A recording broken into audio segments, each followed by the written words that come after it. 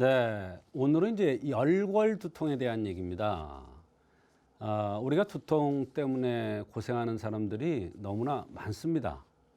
그런데 두통 생기면은 진통제, 두통약 먹으면 다 치료될 것 같은데 사실은 그렇지 않습니다.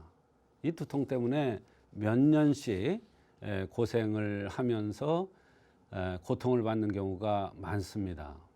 또 두통이 심한 것을 오래 두면은 나쁜 병으로 변형돼 나갈 수도 있습니다. 그러니까 두통이 왔을 때는 반드시 그 원인을 찾아서 치료를 해야 됩니다. 제가 열골 두통이라고 말씀드렸어요. 오늘 말씀드릴 게 열골. 골이라는 것은 거슬러 올라가서 밑에 있는 기운이 위로 거슬러 올라가서 두통을 유발하는 것이다. 그 중에서 열골이라는 것은 열이 위로 거슬러 올라가서, 이 열이라는 것은 화도 될 수 있고 그냥 열이 될 수도 있고 여러 가지가 있습니다만 열이 올라가서 두통을 유발하는 겁니다. 그래서 이 열골 두통이 오는 사람들은 특징적인 게 있어요. 그건 이제 조금 이따 또 말씀드리겠습니다만, 우리가 열골 두통이다, 담골 두통이다, 권력 두통이다, 기골 두통이다, 습골 두통이다, 이렇게 여러 가지가 있어요.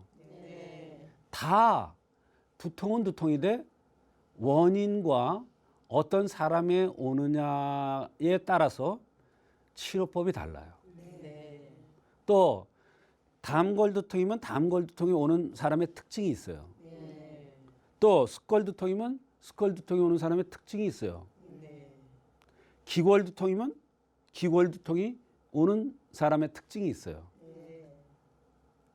뭐 많이 들어봤기 때문에 기골 두통은 얼굴이 각이 진 기과형에 오겠구나, 아마 대충은 알 겁니다. 그러나 코가 오똑한 사람도 기골 두통이 오고 검은 사람도 기골 두통이 옵니다.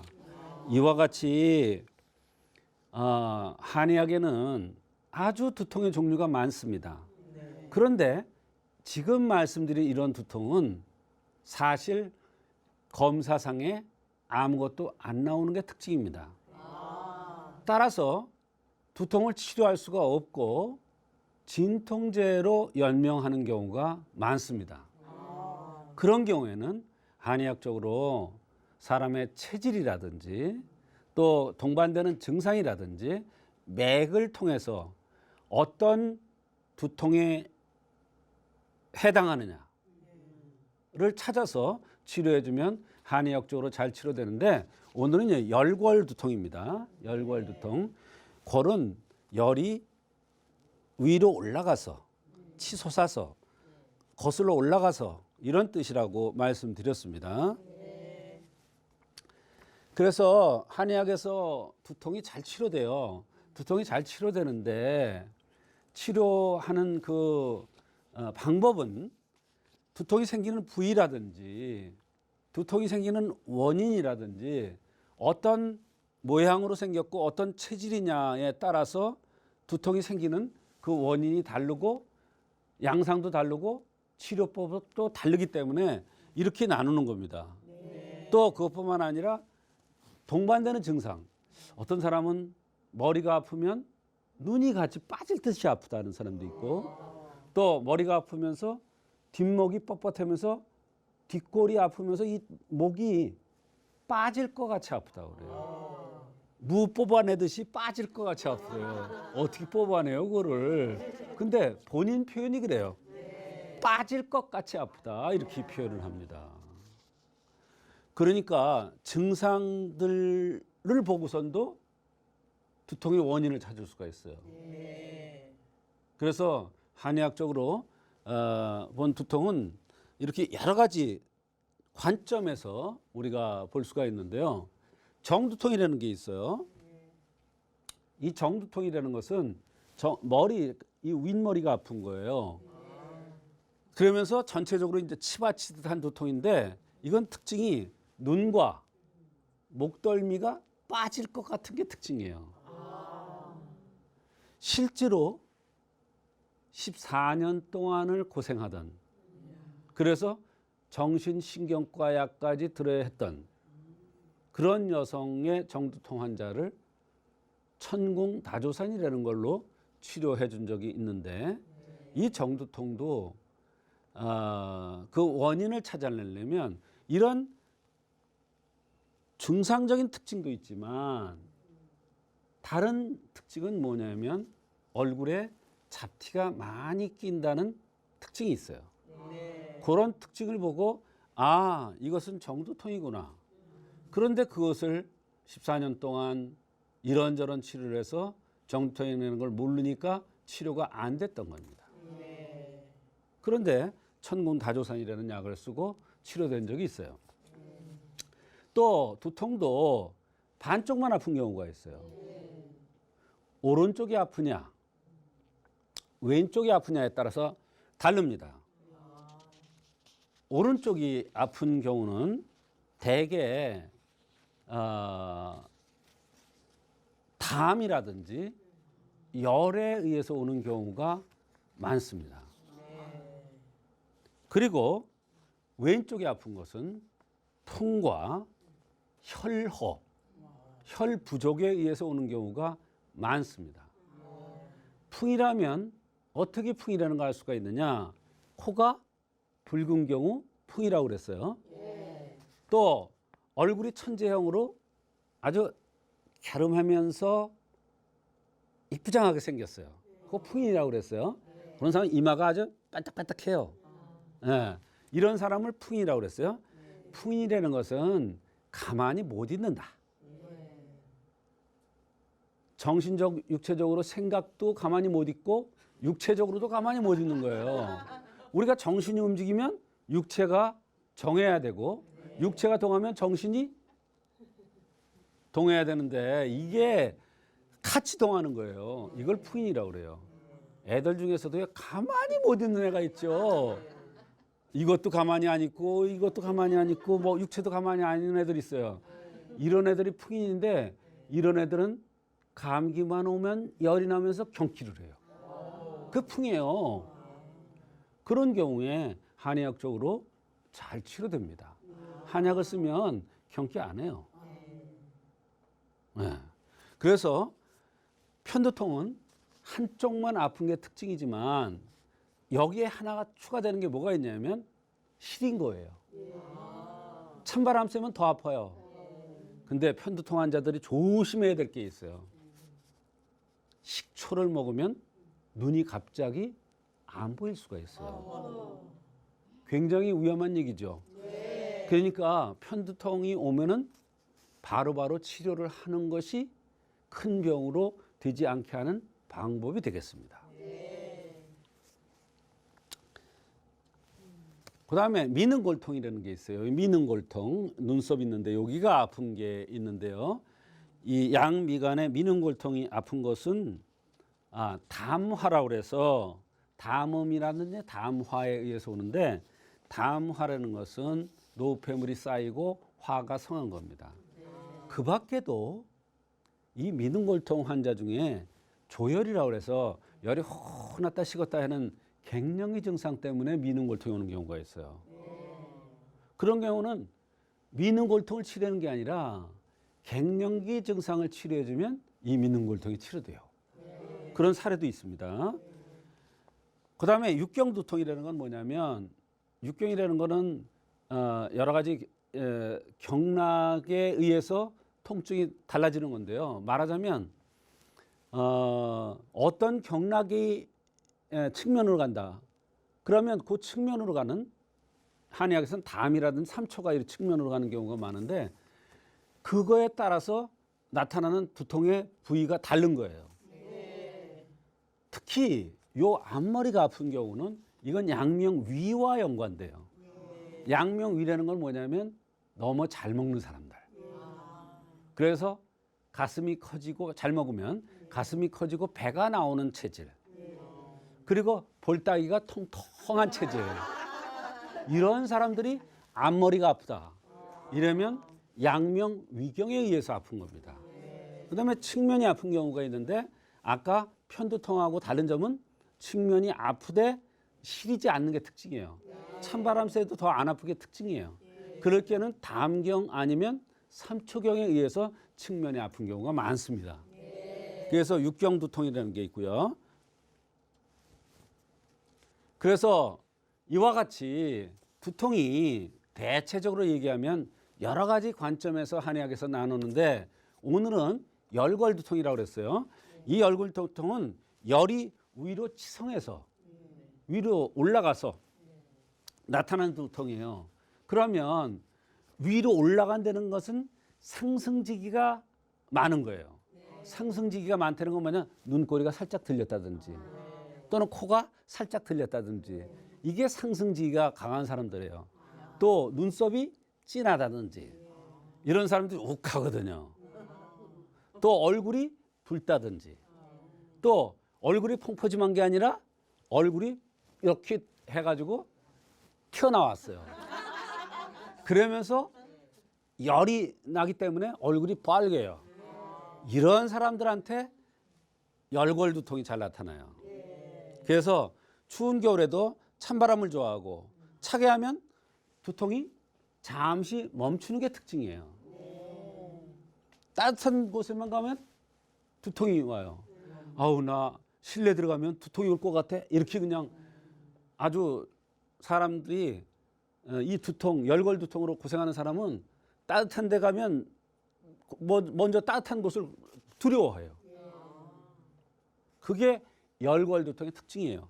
그 반대가 한골 두통입니다. 한골 두통, 찬 것이 심해서 오는 그런 두통이죠. 그래서 열골 두통과 담화 두통을 나눠야 돼요. 같은 화에 의한 두통인데 스트레스에 의한 두통이라는 공통점이 있어요. 이거는요.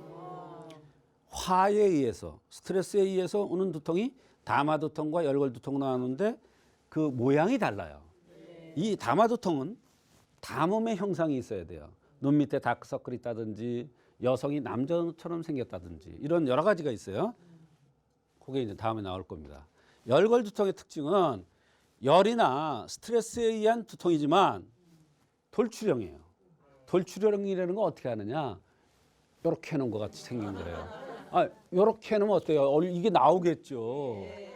이렇게 하면 어떻게 돼요? 이렇게 퍼지겠죠. 예, 이렇게 하면 찬 사람이에요.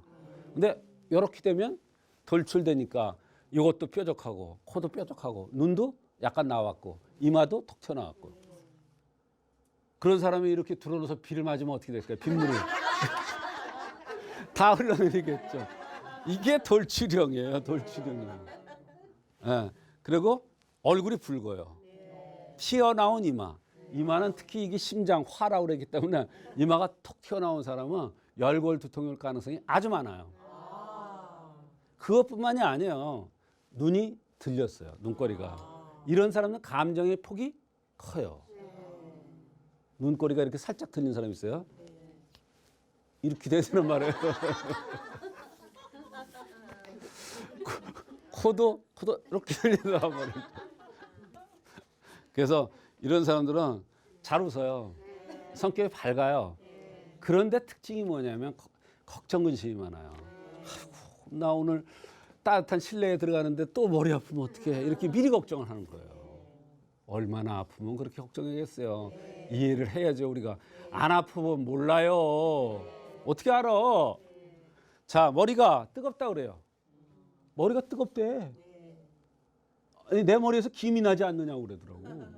와서 김이 나게 무슨 김이 나? 불에 달군 것 같은가? 자, 담화두통은 화와 노폐물이에요. 담음이라는 게 이게 노폐물이에요.